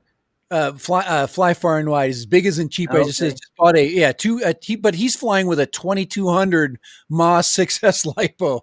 That's a 400. Yeah, it's almost a $500 battery. 400. No, that's crazy. That's crazy. I don't know. I haven't even seen that. I still got to find something to fly that 10,000 battery with. Yeah, that big giant one you brought. Because it's a helicopter. That's not a freaking drone. Once you freaking start. Oh yeah, there you go. And his is double that size. That's a bike battery. Hey, I would like to put that on my Traxxas and see how long I could run it. You need to get a powered skateboard and come in. The kids would love it. Oh yeah, that's a fact. Oh, I had a kid today. Coming in. I had a kid today that said he had to walk home and he didn't want to have to walk. I said, dude, what we need to do your next project is a electric skateboard and power it with I've been trying to use Ryobi batteries for everything. Let's power it with Ryobi batteries. Click, put them in and go. So you could do it. Yeah, I've seen it. You could probably go. I forget how many miles you can get, but you could get 2 or 3 miles, easy. and that would beat you home, and then you charge it up when you get home, and then ride it to school. Ride it to school, charge it when he gets here, drive it back home. That's for sure. You go to school at freaking 20 miles an hour. That's just, yeah, it's cool to be geeks, kids. Here we go. Here's a kid that's not a geek. Watch him going to school. Okay, walking. His mom drops him off. Okay, and then here's you. Yeah, a lot more fun, except for when it's rainy or too cold. It's not as much snowing. Yeah. And then you can put tracks on it. There you go. All right. Yeah, we don't get. Of course, snow. You guys get snow now, huh? A little bit. We're getting to there. We're getting to that point where we got to think about how we're going to shut her down here. But this is, like I said, I think as much as our drone community, we're mostly older people. We're people with some of us have a little bit of money to spend. Some of us don't have a ton of money to spend. But kids have nothing to spend. They literally have no money. True. And if their parents are in trouble, so the key with this whole hobby is definitely getting the cost down, and that's another reason why we're not only are we trying to make these things lighter, but we're also trying to reduce the cost to us. I mean, these things are $300 freaking bucks. Yeah, almost. That's too expensive. Absolutely. And $100 quad for kids is expensive. Oh, for sure. So half of it goes for the D.IG system right now. Yeah, right. That's what you gain from technology. You get, you know. Well, I think over time they're going to come down. They won't all stay that. Everything was that expensive when we first started. Right. But, they already got the Tiny Hawk kits and that kind of. Yeah, and things are going to come down. And now you got the Bite Frost and what's the other one that's out that? Shark Bite. Shark Bite. We're thinking the sweet spot is between 2 and 3 inches, and then getting cost down. The little 2S batteries. Yeah. If you can figure out how to, and even though lipos are great, I mean they're cheap and you can go through a lot of them. Yeah. Well, I really think that the 5 inch is going to give way to the 4 inch here before. I think so. Yeah. Yeah. It's just so much cheaper. To run the 4 inch. And you can make then you get a reasonable flight time too. You can, And that's the thing. You can drop the 6S battery on the 4 inch, but well, you think about it. The kids, you were saying earlier, like they get bored easy. I mean, if all you could do is go out and fly for 3 minutes at a time, they kind of get bored. They're like, I don't, bring it down, take it up. I only get to have fun for 3 minutes, and then back down again. So it'd be nice if we could stretch it out a little bit, even if it's not as much hot rod. Yeah, 6 to 10 minutes. Not a hot rod. There's a guy in Britain that specializes in sub 250 drones or quads and what's extended flight time, and he's getting 30-40 minutes of flight time. Wow, that's interesting. Yeah, battery technology is going to really help us. He's doing he's building 3S lithium ion packs. Oh wow. And the drone, the quad itself weighs like right at 100 grams. Yeah, that's a good deal. Is he the guy that does the painless 360? Is that the one you're talking about? No. Okay. This is a guy that's just straight 250. Oh, okay. Painless 360. He's more of a RC guy, wings. Okay. I mean, he has been doing a lot of stuff with I don't know. I watch a lot of his videos on drones because he's really good at explaining things. So I like watching him. I like him too. I think all of us have kind of gone through the whole cycle of people. Yeah. You go to Ken Heron because it's fun. Yeah. If you want to learn something, you don't go there. You go to people like this. But you go to channels where you're actually getting the step-by-step stuff. I learned so many things from so many random people. Yeah. And I actually have a playlist of if I want to go do something, this is where I go to. Yeah. Yeah. And Nick Bardwell. He does a great job. Bardwell can get you in the weeds real quick, but what I learned is that the more I listened to him, the more I started understanding the stuff that was in the weeds. So I don't think the kids get it as quickly, They're not going to get onto that because he is so technical. Too technical, yeah. Yeah, but I love it because it really makes sense to me the way he explains things. So he's my go-to guy for everything to start with. I go to him if it has anything to do with the quad. I go to him first to see if he's got something on it. I go to Kai. Yeah. Well, I'm going to start doing. I mean, I don't know anything, and if I have a question, like, okay, I'm going to think about building a 4-inch quad. What kind of motors should I get? Yeah, and he'll have like a whole list of string because he's actually thought about the problem, right? And then so we get into conversations about okay, if we use that motor, and this is the prop that's Dave C's using, why is he only getting 10 minutes of flight time? Maybe he's got the wrong props for that motor, Yeah. So that's what we're doing right now. I got a couple different props already for the 6-inch, and then I'm gonna try some different props for the 4-inch once we get when that pops in. Right. Because I think he's got a great design, but he hasn't figured it all out. There's more to figure out. But it's fun. I've had several. He's trying to push to get a 7-inch quad under 250 grams, and that's almost mission impossible. Yeah, that's a lot. But you have to be shooting. The thought is because the bigger disc space on the 7-inch versus the 5-inch. Yeah, you should have more flight time, but he's not taking into account frame weight. Yeah. So he's taking a 5-inch and a 7-inch, flies them both on the same size battery, but he doesn't account for the difference in weight. Right. He does have the larger disc size on the prop, but that in itself doesn't offset the weight. So he needs to increase battery capacity proportional to the weight of the craft. Yeah. To get that effect. That's true. Because there is a diminishing return when you get too big a battery. You think you're going to get more flight time, but you've added more weight. So it is definitely a fine line to follow. That's the learning aspect of it. That's the cool thing about Right. And they need to figure that out. That makes a lot of sense. And I was going to tell you, there's a couple people that you said you get in touch with Kai. And when I first started, I had Ian Koch. He used to be Mr. Menace. And now I can't remember what he changed his name to, but it's not Mr. Menace anymore. But he's up in Illinois. He helped me a lot when I first started. And then I got Ken Herron, started connecting with him. And before long, he's asking me a lot of questions about FPV. Well, then I'm helping Ken Herron all the time. So it's a pay it forward. You always learn from somebody, then you go teach somebody else. And that's the part I like about it too. We built lots of good relationships like that, And that's the other part of the hobby that you already brought up with kids is that's part of it too. It's working with people and getting to know different kids. It's not fun to do it alone, No, the federal government doesn't want us to do it alone anyway. Yeah, that's what Kelly's theme is. Don't fly alone. Fly with friends.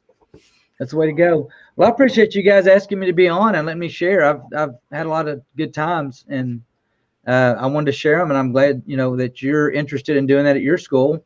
It would be good too if we start to communicate and you could say, "Here's a successful group here. This is what they're doing." Blah blah blah. Maybe you could do that. Okay, now you got This is. I'm not going to cut you off here. I'm just. Now this is where we got to have a little bit of fun. Okay, all right. Okay. Now look at the shadow in this picture. That's me skiing. Look at that. I look like a hockey goalie. You do. Okay, you know why I look like a hockey goalie? Because I'm wearing freaking snowmobile pants. Because my ski pants don't fit because I'm too fat. So I understand that. So there it is. That's I'm carrying a Instago. There we go. Oh my god! This is my crappy computer. This is another teacher thing right here. Yeah. But this is the Instago, and that's my daughter up front there. I thought that was kind of fun. So yeah, I'll fix it.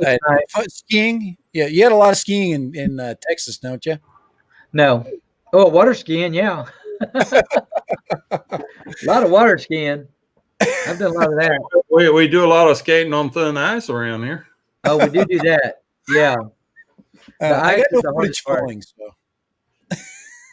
Well, you guys get some crash footage. How did you make out with that blizzard last weekend? Oh, it wasn't that bad for us. I mean, it didn't. Where I was, it didn't even stick. Here in Mesquite, it was coming down, but it didn't stick on anything, so I didn't have any trouble. Where's Mesquite? It's just east of Dallas. It's east of Dallas. It's yeah, South of, southeast of Dallas. Yeah. okay. Oh, So I was in Mesquite. I went to the football stadium in Mesquite. It's huge. The high school stadium. oh yeah, there's a huge memorial. Memorial. Yeah, Yeah, I that's went got there. the big. It's got a big tower. Oh my Lord! They had a brand tower. new. Well, the press box was getting redone when I went there. Yeah. I'm a football coach, so I got to go look Okay. at stuff like that. I went. Yeah. My son played at SFA, and we were going on a trip. I went and rented a BMW. I got to drive on the back roads as fast as I could. Yeah. Of course, I was getting passed by people driving faster than me because I freaking drive like grandpa. But yeah, I just remember Mesquite. I remember stopping there and go, Yeah. honey, holy crap. Look at that stadium. That's a freaking high school stadium. And I had to go, it's like 30,000 seats in there. Well, there's a lot of them that are even bigger than ours. I mean, I went to way Allen bigger. too. I went to Allen. Allen's got a huge stadium now. They wouldn't even let me in there. Yeah. Well, there's a lot of them that are, you know, Cowboy Stadium is out here, so there's a lot of football going on. Yeah. You know, and the rodeo, a lot of people remember it because Mesquite Rodeo is big for people who are into rodeo. So I just remembered that name. It came in. I'm like, oh, I was at the. Yeah. Well, I could be in downtown in about 25 minutes. That's how close we are to downtown. It was nice. It was a good time. I sweat really big time. Well, I grew up here. I went to Mesquite schools, so when I became a teacher, that's where I wanted to come back to, and I've enjoyed every bit of it. So I'm glad to be in Mesquite schools. But the people that I grew up, matter of fact, one of my fellow science teachers went to high school with me. I had a student at North Mesquite when I taught, who's now a Spanish teacher here. That makes me feel old, but that's kind of cool that she, you know, came here to become a teacher. So it's been really good. But I've got a daughter that just graduated from Baylor School of Nursing, and she just had a birthday, and I'm going to go to dinner with her, so I'm going to have to bug out on you guys. Nice. No, get out there. Yeah, so it was my daughter's birthday on the 13th. So her birthday sometimes is Friday the 13th. So my gosh, that's a tough one. I wanted to throw that. I wanted to throw that up really quick because a lot of people don't understand. I mean, people don't understand that Texas is football. So yeah, as much as you don't want to, you know, even if you're not a football fan or anything. And I'm done. I'm a washed up football coach, so I'm done with that. But I had a lot of time. I lived as a player and all that. Mm-hmm. But I'm done coaching. I'm done doing. Yeah, I was going to throw that picture of one of those stadiums up here really quick. Here's E.H. Hanby Stadium. That's pretty big. Yeah. It's not too. Yeah, the biggest one is the one here in Mesquite. This is not it. I know that. Is Memorial. Yeah, Memorial is the one you're looking for. Yeah, so let me see if I can find. Oh, there's Memorial right there. Yeah, and here it is, Mesquite Memorial. Here we go. But here, let me put this up. People have to appreciate this here. Yeah, what it's like, because Texas, there's two people that get paid a lot: the principal and then the high school football coach. Okay, the head coach. Yeah, the head coach. Yeah, right. So here it is right here. This is Memorial Stadium. This is a high school football stadium right there. Yeah. Isn't that crazy? You can't see the tower real good, but you see that leg that's off to the left of the picture there? That's a radio. We have our own radio station in Mesquite. The kids right there. Yeah, I see right there. Yeah, right there. I talked to the person who's in charge of the radio program and asked her if I could dive that, and she said sure. Cool. So I'm gonna put up a video before long. I want to practice diving. Dude, I would dive the tower and go right into the football stadium. Yeah, that thing's. How you do that was a wing. Right through the goalpost. Oh, dude, that would be cool on the wing. Okay, I got you an idea. Just make sure you get everything all good and set up, and that'd be a fun video. Yeah, it's pretty cool. Yeah, but anyways, thank you. We appreciate you popping in. The scoreboard. Right through the legs was a wing. Oh yeah, that would be cool. Yeah, go right through both goalposts and then go under the scoreboard and back out again. Oh, that would be awesome. Football life now. I'd rather chase kids like that are running for touchdowns with a drone. Yeah, that would be cool. Yeah. getting an FPV quad, just yeah. to practice. And hey, okay, guys, when you make a catch, I'm gonna freaking chase you. So Yeah. that kind of thing you can get away with. They got a helmet on and stuff like that. Yeah. But that's what I told them. I said, when we get to the point where we got kids who can fly FPV, we could fly and show right through the whole kid running. That would be so much fun. And then have a little bit of fun with your video editor. Say, we'll put a helmet cam on the kid. We'll mix in a little bit of fake stuff. That would be fun. So, that would be a lot of fun. Yeah. No doubt about it. Hey, we really appreciate again. What's that? I said we appreciate you popping in. It really is good to have people with good stories that are going in the direction that we know this is going. It's a growth thing. It's a learning thing. We'll drop into the video description how to get a hold of you. I appreciate that. Absolutely. Yeah. The Drone Interest Group is on Twitter, is on Instagram, is on YouTube. If you look up Drone Interest Group, you'll find us on any of those. And the email is droneinterestgroup@gmail.com if you want to get us that away. I try to keep everything Drone Interest Group so it's easier to get a hold of everybody. But we do appreciate your time and opportunity to talk about what we're doing here, and we'd like to see it expand. So if there's anything I can do to help you or anybody else that's listening, I'll be happy to do that. I think the big thing is making it more mainstream. So, so people are not afraid of liability. And that's where we got to get out of it. We got to get that, no, it can be done. We'll only fly. I mean, if we could only fly whoops, that have prop protectors on, fine. We'll do that. Then I don't mind that. I have no problem with that. Yeah. And they're talking all the time about community outreach. If you wanted to start getting community outreach, you start having little invitationals in the gym where these guys are bringing in their tiny whoops and have little races. I mean, that would be a lot of fun. And careers. There's careers involved in it. For sure. So, well, that sounds good, guys. I'd be happy to follow up with you when I get my Ryobi drone figured out. Nice. I would. I will. If you do that, you're going to be on here. You're going to show it to us. Show you how it works. Well, Kai, I want to see it. I'd like to come down on that weekend, Kai. I'm not sure if I can make it, but I'm going to try. All right. Well, coming up. All right, man. The big Texas meetup. I have some new goodies that I'll be flying. I got a upgraded the Beetle to a 3-inch. Okay. And then I've got that 5-inch. So we got some new stuff to fly. I want to see you fly your wing when I'm out there again. I'd like to see how that flies. His face just went blank. my wing or my the wing. I want to fly. I want to learn how to fly the wing. So I want to see you fly it. Oh, the wing is easy. No, it didn't seem easy. The picture of your wing, Kai, you can put up. Which one? Oh, that right behind me there. Not that. That one? Yeah, no, the other one. No, I know that one. I want the one where you're standing next to it. That one. The 8-foot tall one that you're almost as tall as it is. Holy crap! I know that's crazy. Yeah. The massive glider, the powered glider. It's not a wing; it's a powered glider. It's just, you got to be very specific with Kai. You just get angry. There is a difference. Yep. Dr. John Horn High School Drone Interest Group. There it is, right there. That's us. There it is, right there. I just found it right here. I just wanted to show everybody that we get there. All right, that's us. There it is. Whoops, I didn't mean to do that. Here, I'm slow. Here, right there. So that's the logo right there. Yep, that's our logo, and that was done by a advertising firm that donated that to us. They did the creation of it and then gave it to me. So, and here's their face. They got a Facebook page and everything. Yeah, we got a Facebook page. Yeah, we haven't updated much. Again, I have the kids running it all. And right now we don't have a lot going on, so it's very slow. But we're doing the freshman orientation coming up, and I'm going to be recruiting for the Drone Interest Group.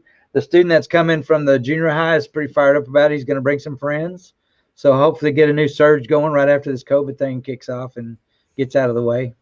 Yeah, a new surge of drone interest, not a new surge of COVID. Right. And the young lady that's on the Facebook page there is the one who started the drone videos on YouTube. Trying to get it to load up for me. I'm using a ancient technology. It's steampunk. I got a steampunk computer, and like it glows like this. There we go. There she is right there. This morning, start shoveling colds so we get that thing ready for tonight. But no. Well, there's one of my students flying FPV in the hallway. Right there. Yeah, cool. That's a great track. There's one of my females. Yeah, we got a pretty big area that we can fly around in. Yeah, it's a good open area. And cool. They're learning, they're doing good. So that's fun. All right. Okay, get going. We'll stay in touch. Hang out with us. Yeah. Happy birthday at your daughter. Huh? Coming. What's that? Tell your daughter happy birthday for us. Oh, happy birthday. Yes. From Dad Random and Kai.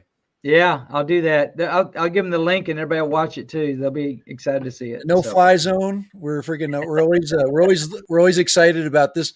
And like I said, it's the future. It's where we're going. I mean, it's not about flying cars. And actually, if there is going to be a flying car, it's going to start here. It's not going to start, with anything else. It's going to be hobbyists making it work because the government they don't care about that stuff. No. And it's just going to be messy, but we'll see what we can do with it. Well, you guys take care. Car will be messy. There he is. Yeah. I have these pictures of him on here forever. Oh, that's when I was younger. Yeah. I weighed a lot less then. I'm gonna try to get back to that weight again. Oh, dude, man! I can I show you my silhouette on the hill again? Oh yeah, mine's worse than that. I promise you. You guys take care, and we'll see you. I'll be in touch. We'll see you later. Yeah, absolutely. Right. Thank you so much. We'll see you. Bye-bye. Bye-bye.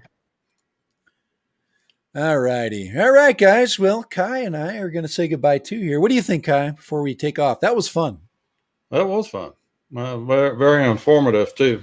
And glad to see slow a teacher down. Involved. There's a lot getting the kids involved with it. So. And if we don't keep it the hobby to a point where you can still involve kids, it's going to die because it'll die with us. We can't regulate it to death, so nobody can do it. But it will get better. I think there will be a future of regulation that's reasonable. So. All right. And I'm excited. I am so excited. My weekend has just been made. I got one new thing I can do. And that means this is so heavy though. Holy crap. That's a heavy battery.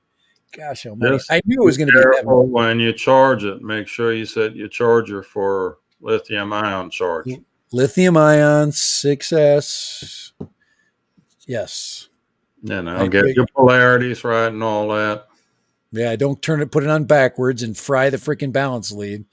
Oh my gosh. I am if I get excited, like I said, my biggest problem is I won't have my glasses on and I'll be trying to do this when I can't see after I fly. And then I'll try to put club by balance lead in. So, now I just need that other quad. I almost bought the one, the 4S, 1P for I almost bought that last night. I almost clicked it, but I told you we would fly these first. So before I'm going lithium ion for the long range, we already know the long range flies far, but we're going to experiment with some of these first. This is really light. So like I said, that's 80 grams, 300 grams. There you go. The difference. That's why lipos are still the preferred method of flying drones. So. Well, the old industry, they're going to have to come up with lighter batteries. So I'll fly both of them this weekend. I'll fly the rocket with the 1,000. I'll get a time for that, and then I'll fly the Lion battery for Mr. Croc. So it's already 2:50 a.m. in Bulgaria. Oh my Lord, Ivan. Yeah. Oh my Lord. You are dude, I got to send you something. I got to send something cool to Bulgaria because he is always on. I got to figure something out. So I'm telling you, there's a lot of people like Sunrise Water Media is on all the time. Ivan's on. Doc Murdoch's been a regular. Woody's been on all the time. It's just getting great. And Lon has been popping in, and we like Lon because he's reasonable and he's interesting. He brings out just interesting stuff. So it's good to have Lon. I'm glad he's popped in, and we're gonna keep bringing. Fly Far and Wide has been dropping likes, and 808 State's been popping in. So we've been really, really blessed with a lot of people continuing to come. Here is 808 still here. Here, notice my shirt. Yeah, we got a Honolulu shirt on there. You know what? That would be a great way to support him and to be. I think he did. I think he has merch. I'd have to get some. He's got like really good graphic design sense, so he could easily make a really cool. He doesn't really have his own design and graphic, his own icon yet. So I'm going to challenge him right now to create an icon that you can put on a black T-shirt or a white T-shirt. But I like simple. This is for me, this is too busy. I got this just because it was cheap. I think I paid like $12 for this T-shirt. It's just a basic generic drone T-shirt. Okay. But think of an icon, 808, and then we'll sport it. I actually have, I sported the, Eyes by Drones got a cool, his is original because he's a tattoo artist, so he has his own. You mean Sean Oz? Sean Oz, yeah. Who'd I say? Oz by Drones. Yeah, so Sean Oz. So anyway, they're out there. There's some cool stuff out there. Well, if 808 needs some help with that logo, send them to Sunrise Water Media. Yeah, and the answer to your question you sent me was hey, anything. I'm a school teacher. Believe me, I get used to that. Okay, all right. So, to answer your question, he sent me there. But let me see. You know what I didn't have on? I didn't have this on. I didn't have that on. Look at that. There we go. Now we're looking good. There we go. We got the other logo on. Except for the problem, we got the Goonie bird up there. Oh yes, the Goonie bird. All right. I think we'll end it with that. You need to swap your Goonie bird out back for your Mini 2. Yeah, I think so. The Goonie, it looks good though up there, but I just don't know. I'm actually contemplating the Mini 2 at this point. I want to put Mr. Croc up there. Maybe I'll put no. I'm going to make a. Ronnie, is that you a picture of Mr. Croc? Well, Mr. Croc's good. I could put it. Yeah, Mr. Croc, the flying flying. The real Mr. Croc, not yours. Yeah, the blue one. Yeah, the flying. The actual croc that has two rulers going through it that hold the motors. Yeah. It looks like you have two rulers. That would actually make it even better. To hold the motor mounts have two actual 1 foot rulers, so it would be a 12-inch, a 12-inch croc. Well, you could carve. I mean, here's these old school rulers right here. That's what I'm saying. You can mount the motors. All you got to do is carve a prop out of it now. I'm flying with ruler props. All right. I gotta go cheer up my wife. She's sad right now, so it's time to cheer her up. My daughter moved back to Salt Lake, and I didn't even get a chance to say goodbye. So I'm actually kind of sad too. So we had a lot of fun. We celebrated her birthday last night. We went skiing together, and now she's got to spread her wings, because we got to let her be her own drone, But I'm still sad. She's such awesome. She'll be back before long. Well, I still have my sons that are still here, so yeah. COVID hasn't. Just reminds us, Kelly is coming on with us. Oh, yeah. Friday. Yeah. So please make sure that you support Kelly. Transition over if you would. I usually eat at this time, so if I don't have plans, I'll pop over there and say hi. I like to, because I do like to get over on streams, and it's just I get burnt. Guys, we've been on for an hour and a half. I'm like, okay, I need a break.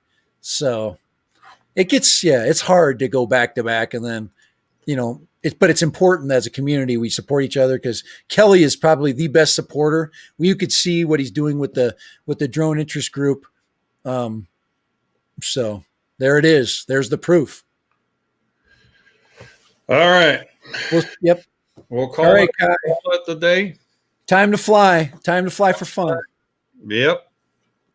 And that's not to pick on Ray Kelly's channel, Fly for Fun, which is actually, I think, is a pretty cool channel. They got Ray Kelly, who's running his, he's not running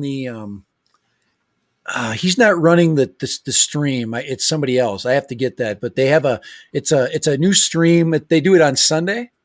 It's called Fly for Fun. Let me see if I can find that real quick before we take off here. See if we can. Rodney Bell? No, it's not Rodney Bell. I don't think so. Let me just check here. It's not that one. I don't think. Let's see. Fly for Fun. I did here. I just got to do a quick search here. Just give me 1 second before we take off. And see if I can find that really quick. I did subscribe, and I'll post that link. If you can beat me to it, I'll let you do it because my computer is way slow, but hopefully we get that. Drone innovation education, the way forward. That's us. So let's go ahead. Let's see. Fly for Fun. I don't find anything on Fly for Fun. I'm looking. I know. It's. I don't know if it's all together gameplay. Yeah, I think I did this before here. I'd have to look. I'd have to look at my recent subscriptions. I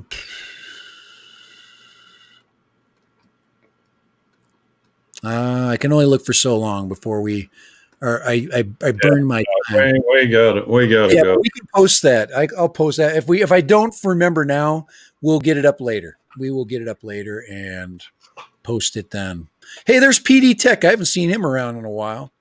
I'm just looking at my subscriptions, just going through there. I got a gazillion subscriptions, guys. I got 1,000 of them at least. So, all right, Kai, I'm out of here.